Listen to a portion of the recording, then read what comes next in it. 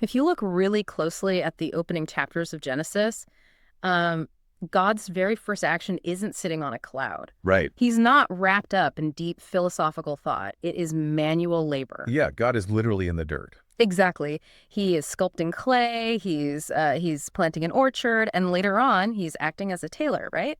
Stitching garments out of animal skins. Welcome to the deep dive, everyone. Glad to be here. So, you know that feeling that usually hits around, say, 2.3 in the afternoon on a Tuesday? Oh, I know it well. Right. You are staring at a spreadsheet, or maybe you're sitting in one of those fluorescent lit conference rooms, and this creeping sensation just washes over you. That feeling of being utterly hollow. Yes, profoundly hollow. You are functioning as a ghost, just moving data from one column to another. Well, okay, let's unpack this.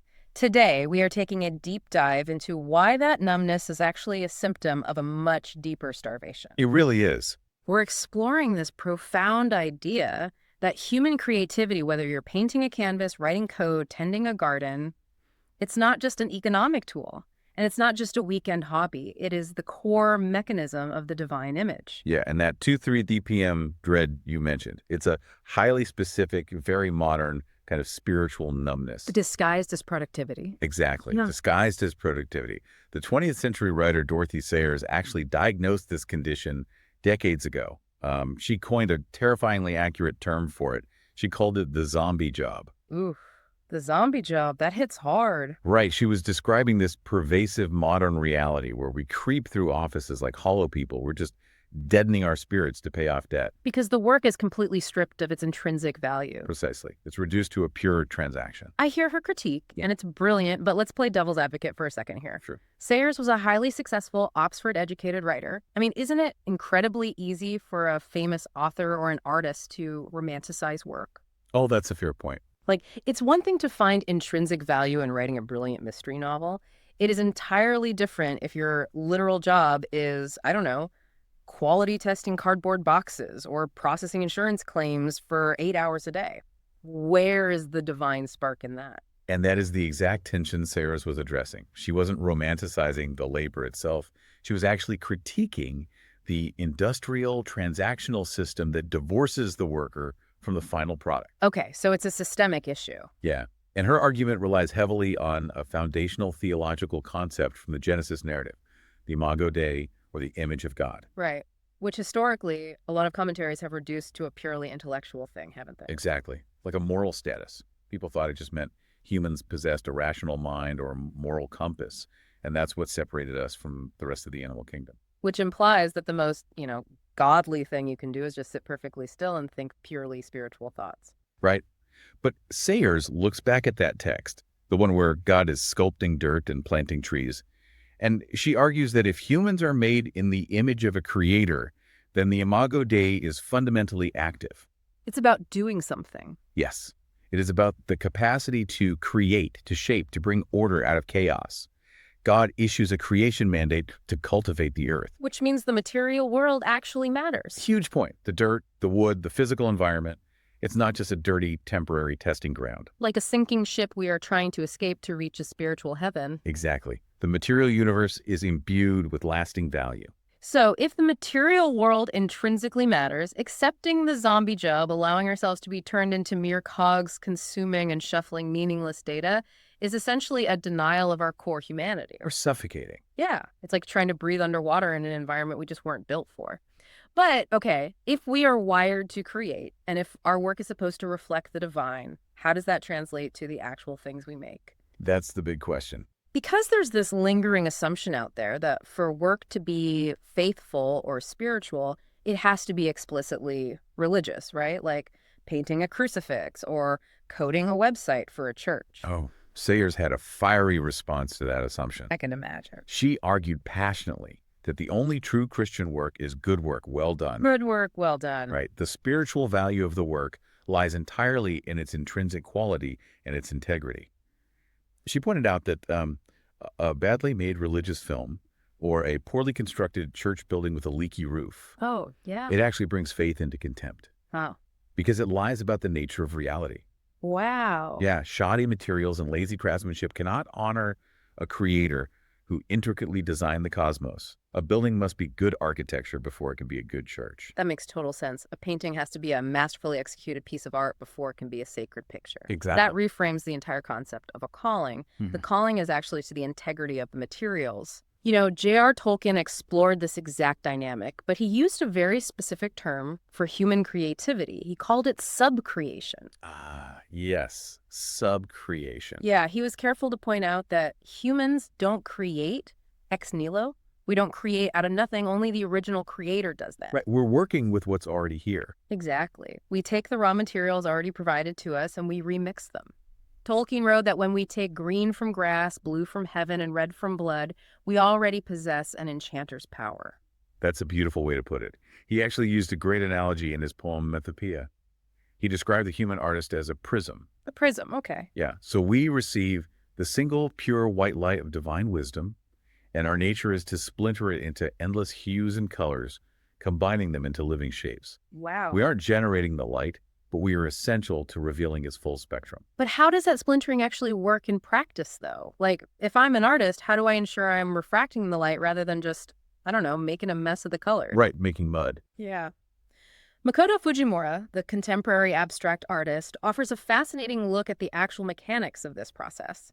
He works with Nihonga, which involves these very ancient, painstakingly slow Japanese painting techniques. Oh, Fujimura's process is incredible. It is so labor-intensive. He doesn't just squeeze paint from a tube.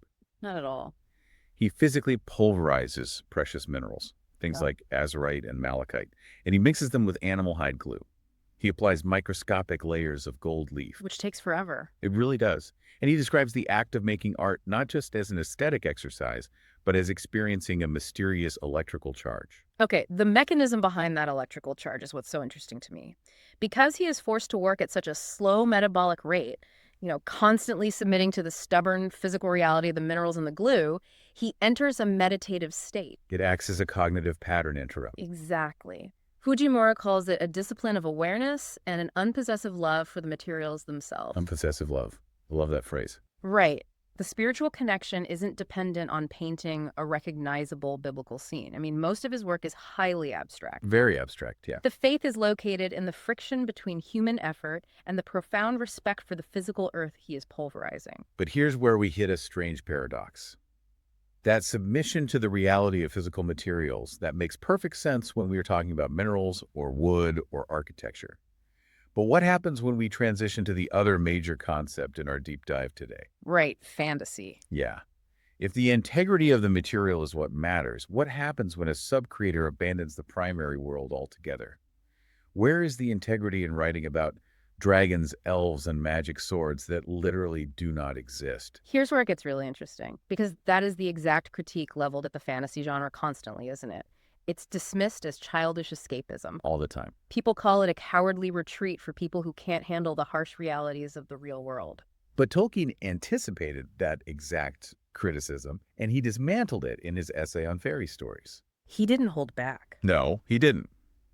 He argued that critics who dismiss fantasy as escapism are confusing two fundamentally different psychological postures: the flight of the deserter and the escape of the prisoner. Oh, that is such a vital distinction. It is. A deserter is fleeing their rightful duty out of fear. But a prisoner is morally obligated to try and escape. Because the prison isn't where they belong. Tolkien viewed the modern industrialized world, the factory smoke, the incessant noise, the mass production, the literal cubicles we sit in as a kind of spiritual prison. Yes. To him, fantasy wasn't a cowardly flight. It was a righteous rebellion.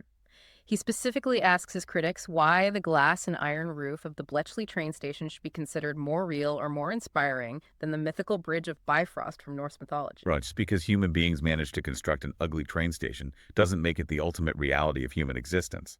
And by breaking out of that industrial prison and escaping into the secondary world of a fairy story, Tolkien believed we achieve a psychological reset, one that's vital for our survival in the primary world. He termed this function recovery. Recovery. And the mechanism of recovery is rooted in overcoming how our brains process habituation. Let's explore that mechanism, because our brains are naturally wired to filter out the mundane to save cognitive load, right? Sure, survival tactic. Yeah. We walk past a tree every single day on our way to work, and our brain just stops registering it as a living, breathing organism. We just categorize it as wood. Background noise. Exactly. We see a horse, and we just process it as an outdated mode of transportation. We suffer from this kind of traitness and familiarity that blinds us to the miracle of our own environment. And fantasy acts as the antidote to that habituation. Yeah. Tolkien compared it to cleaning dirty windows. I love that analogy. Yeah. When you rip ordinary mundane items out of your daily routine and transplant them into a mythical, dangerous setting, you suddenly relearn their wonder. Like when you read a story about characters fleeing terrifying monsters and they finally stop to eat, you aren't just reading about calories. Right. You remember the absolute visceral miracle of a simple loaf of bread and a sip of water. When you read about the forging of a magic sword in a dwarven cavern, you suddenly remember how incredible cold iron actually is. Fantasy bypasses our cognitive filters. Yes, it cleans the windows so we can actually see the primary world again. We stop trying to possess and hoard nature, and we start marveling at it. But while recovery resets our vision for the physical world, Tolkien claimed that the ultimate function of fantasy goes much deeper. It does. It doesn't just point us backward to the beauty of nature. It points us forward to the ultimate architecture of reality. If we connect this to the bigger picture, he argued that the very structure of a true fairy story contains a specific narrative mechanic. He named it eucatastrophe. The good catastrophe. Yes, it is that sudden, joyous, miraculous turn in the narrative. Like when the eagles arrive. Exactly. The moment when all hope is completely lost and grace arrives out of nowhere. But the crucial mechanism of the eucatastrophe is that it absolutely requires discatastrophe, sorrow, failure, and suffering to function. It can't just be easy. No, it's not just a cheap, sanitized happy ending where everyone gets what they want without a struggle. The joy produced by a eucatastrophe is piercing and poignant precisely because the shadow of defeat was so heavy and so near. It's that physical reaction you get as a reader or a viewer. You know, that sudden catch in your throat or tears welling up in your eyes. Yeah, that chill down your spine. Exactly. Not because the scene is sad, but because the goodness rushing into the story is so overwhelming and unearned. And Tolkien argued that this specific emotional reaction, this piercing joy, is not an artificial trick engineered by the author. It is actually a far-off gleam or echo of evangelium. Which means the gospel. Right. He believed that human beings are fundamentally wired to respond to the eucatastrophe because it is the underlying rhythm of the universe. He connects the structure of the fairy story directly to historical reality. He does. He viewed the historical incarnation, the birth of Christ, into a dark, oppressed world as the ultimate eucatastrophe of human history. And he viewed the resurrection as the ultimate eucatastrophe of the story of the incarnation. The myth that became fact. Well, yes, it is the greatest fairy story ever told, but it actually entered the primary world. So when human beings write our own subcreations featuring these miraculous turns from darkness to light, we aren't just making up comforting lies. We are echoing the ultimate truth that God redeems his creation. And Tolkien didn't just write theoretical essays about this concept. He embodied it in his own fiction. Oh, absolutely. We see this theology of subcreation and ultimate redemption perfectly illustrated in one of his shorter works. It's a story called Leaf by Niggle. One of my favorites. It's widely considered an autobiographical allegory for Tolkien's own struggles with perfectionism and his anxiety about finishing his massive mythology. Yeah, the narrative centers on an artist named Niggle. He sets out to paint a single leaf caught in the wind. But because he is a total perfectionist, he realizes the leaf needs a branch to belong to. Of course. And the branch requires a trunk, and the trunk requires deep roots. Soon, his canvas is just sprawling. He's painting an entire country behind the tree, complete with forests and snow-capped mountains. It becomes his consuming life's work. But Niggle is living in a fallen world. He is constantly interrupted by his civic duties, by demanding neighbors, and eventually by sickness. And he's forced to go on a journey which is a clear allegorical representation of death. Niggle dies feeling like a total failure. His great canvas is abandoned. It's tragic. It is. It's eventually cut up and used to patch a leaky roof in his town. Society entirely forgets him and his work. If the narrative stopped there, it would be a crushing tragedy. The ultimate validation of the zombie Job mindset that our creative efforts are ultimately just meaningless dust. But then we experience the eucatastrophe. We do. In the afterlife, Niggle undergoes a period of purgatorial healing and hard labor. Finally, he is allowed to walk into a new, vibrant country. And as he is walking, he looks up, and there it is. A tree. The tree, his tree, not just a flat painting on a canvas, but the actual living, breathing tree. Every single leaf he had agonized over in his studio, every branch he had desperately tried to get right, it's now finished, whole, and fully real. He literally walks into his own subcreation. It is an incredibly profound theological image. Tolkien is illustrating the hope that our human subcreations, when they are done with integrity, when we submit to the materials, when we attempt to reflect the divine light, they do not simply evaporate when we die. They aren't wasted. Exactly, they are not wasted effort. They might actually be taken up, purified, and integrated into God's final redeemed new creation. The work we do here, the art we meticulously craft, actually prepares the materials for eternity. Which brings this entire deep dive directly to you listening right now. You might not be painting a massive metaphorical tree or writing a sweeping fantasy epic. Probably not. You might literally be that person sitting in the cubicle at 2:30 on a Tuesday, managing logistics, or writing software to help families budget their groceries, or trying to cultivate a small garden in your backyard while managing a chaotic household. And the theology we've explored today demands a radical shift in how you view that daily labor. You are not a ghost moving data. You are a sub-creator. Yes. When you approach your work, whatever it is, with excellence, integrity, and a refusal to do shoddy work, you are actively participating in the Imago Dei. You are reflecting the nature of a God who works in the dirt. We've spent this time talking about how human hands reflecting the divine through art and work is an essential part of our spiritual survival. But I want to leave you with a completely different angle to chew on today, something we are all currently facing that tests everything we've just discussed. We are rapidly entering an era where artificial intelligence can instantly write our code, generate our spreadsheets, compose our music, and paint our pictures in seconds. That is a massive shift. If Dorothy Sayers and J.R. Tolkien are right, wait, let me rephrase that.